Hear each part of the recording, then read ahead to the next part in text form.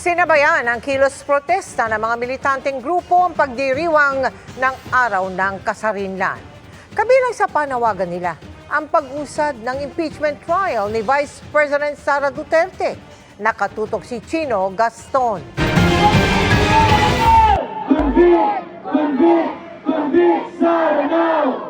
Ang pagpatuloy ng impeachment at pag-convict kay Vice President Sara Duterte ang panawagan ng mga militanteng grupong dumating sa People Power Monument sa EDSA kanina.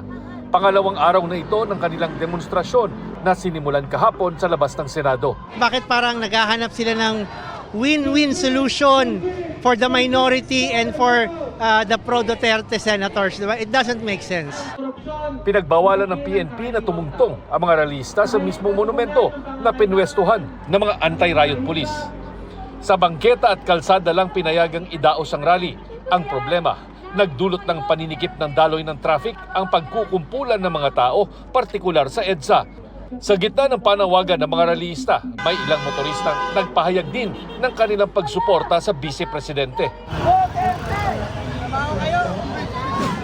Kaninang umaga, nagtangka rin ng grupo na makalapit ng US Embassy bilang paggunita naman ng Araw ng Kalayaan.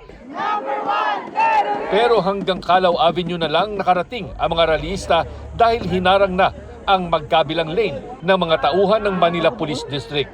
Wala mang rally permit, hinayaan pa rin sila tapusin ang kanilang programa. Nandun palagi tayo sa maximum tolerance. Kung mapapansin nyo, na nandito sila pinapahayag nila yung kanilang mga saloobin, ito ba man ay pabor o hindi pabor sa ating gobyerno. Para sa GMA Integrated News, Chino Gaston, nakatutok, 24 oras.